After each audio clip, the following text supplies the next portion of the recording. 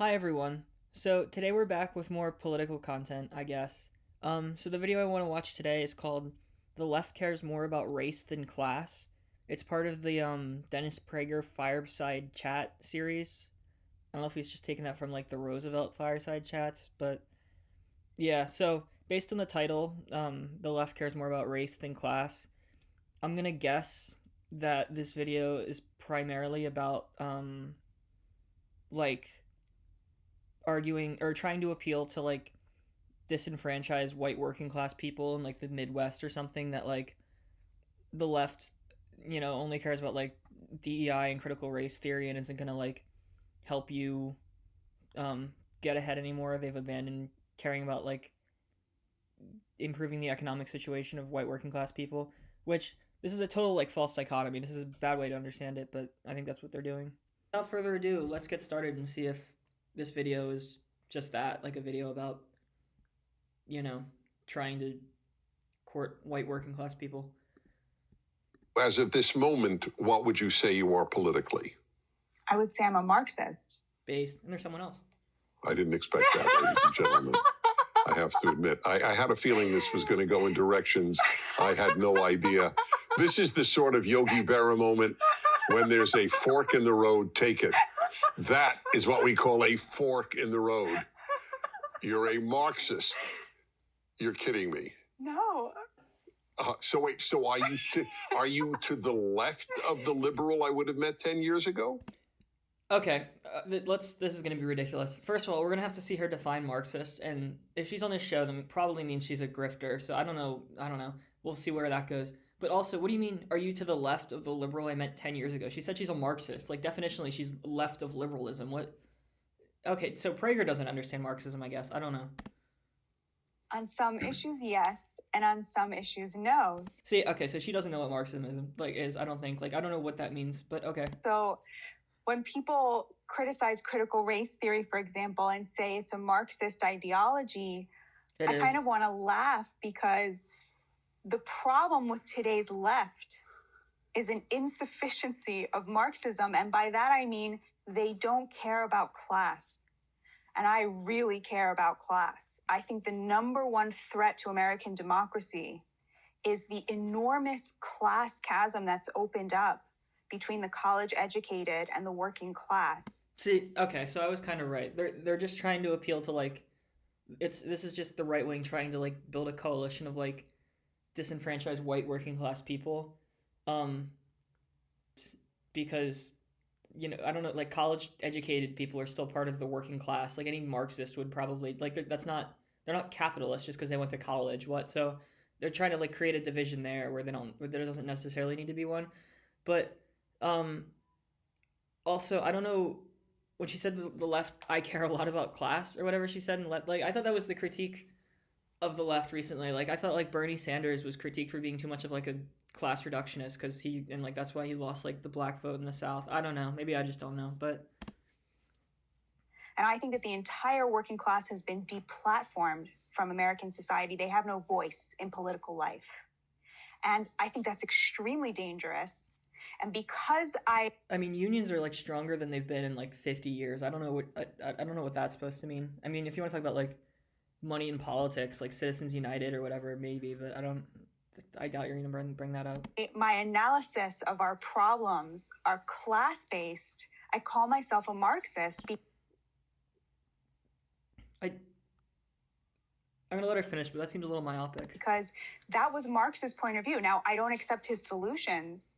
And things like critical race theory, the use of the sort of Marxist binary between powerful and powerless that you now see in gender and in racial discussions, I totally reject that.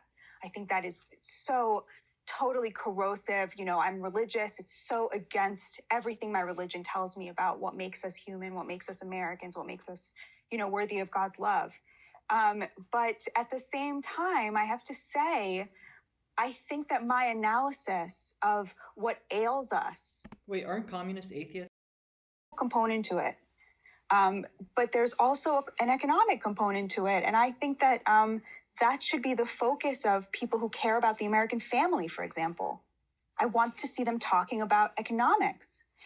I'm going to ask you about that as well. But so I would say, yeah, in some ways I'm further left on economics, but not in a way that today's left would recognize. They believe in welfare. They believe in handouts. They want the working class to essentially belong to the poor. They want to sustain them and support them. They want rich people to sort of basically underwrite the existence of everybody who's not as rich as them. So she's like conflating like 1,000 different things here. Like first she was a liberal, then she was a Marxist. Now she's talking about like, well, maybe not her, but first it was liberalism, then it was Marxism. Now she's just saying leftism generally, like welfare. Like, well, first of all, Marxism isn't about welfare. Like welfare is like a band-aid in a capitalist system, basically. Like that's not. I mean, at least in the way we do it. So I don't know what that's about. But I don't think the point of welfare. I don't know. We're gonna just keep going. And I think that that's really insulting and gross. I get you. I really do get you. Let me just say, forgive me one moment. So I really want to just address for a moment those watching. I studied Marxism. That was my field of study, and communism and the left. So I can explain in very briefly what is involved here. And you are certainly free to react. But I understand everything you just said. And here is what it is. What? Marx divided the world by class. Okay. Hitler divided the world by race. Marxism, communism and Nazism had everything in common except that. They both... That doesn't even make sense. What do you mean except that? Those are two very distant like frameworks. I don't know. Okay. Exterminated vast numbers, tens of millions of people. They were both vicious. They were both pure cruelty. They were both totalitarian. Not to be this guy, but we've never actually tried true Marxism, so you can't really say that. But okay. But they weren't the same philosophically. And what the Marxist / communist view of the world is the proletariat versus the bourgeoisie or class difference, and Hitler, it was race difference.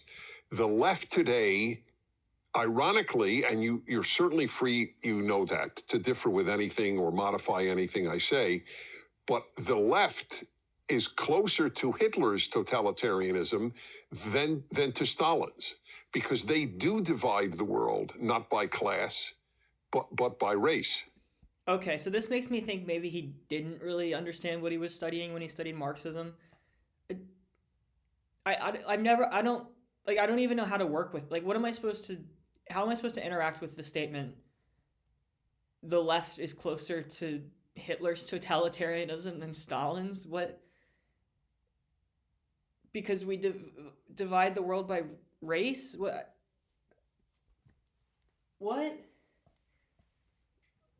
Well, okay, so... Wow, that is so interesting. Wow. I personally feel that too many people are compared to the Nazis and to Hitler. I'm not comparing. No, so I'm only doing it philosophically. There are no death camps. There are no concentration camps. People aren't being tortured to death. I fully acknowledge. So they're not the same thing. What? Acknowledge that. I'm only talking philosophically. The obsession with race on the left today is reminiscent of the worst people that ever walked planet Earth. I completely grant you that. But I think you too, by my definition, are Marxist. And the reason I think that is because when I listen to you talk about COVID and about the way that the government used this as an excuse for the greatest upward transfer of wealth in American history from the middle class to the disgustingly wealthy. When I hear you talk about the impact the lockdowns have had, how they benefited the laptop class and penalized and turned the working class who sustained that class with their labor into, lepers, forced them to bear the burden of the risk and then treated them like dirt for having done so, enforcing all of these mandates on them. That's a Marxist analysis of where we failed. That is I don't know. I mean, yeah, I guess that's a class analysis, and there was like a huge upward transfer of wealth during COVID. But I'd love to see what like Prager U endorsement or endorsed candidate would like want to try to solve that issue or like mediate that issue. I don't like what would like okay, like that did happen, sure, but I don't think like is DEI a distraction from that? Like what conservative politician is going to implement something to stop that transfer of wealth? Like they're not. You have to be a leftist. Class-based analysis of the way in which the pandemic impacted different sectors of American society differently. And so I think you too are a Marxist. No, I don't have any issue really. I mean, I have a lot of issues with Marxism in other aspects, as I know you do, because you just said you did. So in light of that, you might call Donald Trump a Marxist. I say I'm the kind of socialist that Donald Trump was. I thought his economic policy was spot on. I thought it was great for Black Americans, for Hispanic Americans.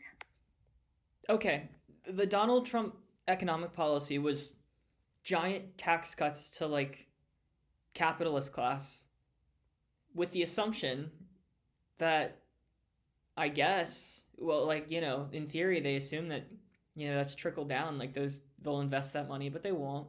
So I don't know how cutting taxes for the rich is going to solve the problem of like the upward transfer of wealth to the already wealthy. It sounds like it's just exacerbating that problem, but, you know, what do I know, I guess. The lowest unemployment in Black American history. I thought that getting rid of NAFTA was fantastic. I thought the trade war with China was fantastic. I love these tariffs. I think his economic policy. The tariffs have just like decimated the farming industry. Like they had to give farmers like so much more aid because the tariffs like just caused like prices to go up. That's was what Bernie Sanders would have implemented had he won either of the elections. What? You think Bernie Sanders would have implemented? Oh, yeah. I mean, Bernie Sanders in 2015 was asked by Ezra Klein, you care about the poor so much. Shouldn't we have open borders? Shouldn't we care about the global poor? We should. And Bernie Sanders laughed in his face and said, open borders? That's a Koch brothers proposal. They want nothing more than have an open border. He hasn't said a word. Yes, he did a 180 when he was running against Trump. So that to me is a bellwether. The left used to be like Bernie Sanders. They used to be anti-immigration. And because they understood anti-illegal immigration. Anti-illegal immigration, anti-mass immigration, because they understood the fundamental and obvious truth that you can't have a wage floor if you have an unlimited supply. Okay. Jeez. So that's not really what's happening. Like, okay, so if Bernie said that was a Koch brothers supported idea, he was probably right, because that would, there wouldn't be a wage floor. But I don't know, like, I mean, ideally, yeah, there would be just open borders because like global communism. But I mean, we're not at that point. So I don't even know what she's arguing now. Like, this just seems like, I don't know. Of low-wage labor. That used to be the left's position. Today, if you have that position, the position they had 30 years ago, they call you a white supremacist and a racist. Oh, okay. So that's the other thing. It's not actually like illegal, like Mexican immigration from Latin America, legal or illegal, is not really why we have low wages in this country or anywhere. It's because you would get an increase in wages, or there would be a bigger increase in your wages if we brought down like the capitalist class than if we brought down like, or if we stopped immigration. Like Bernie was right. When he says it's a Koch brothers conspiracy to get more people over the border. It's blame the minorities. It's divide and conquer. That's you see the shift in who they're talking to, who they care about. Big tech said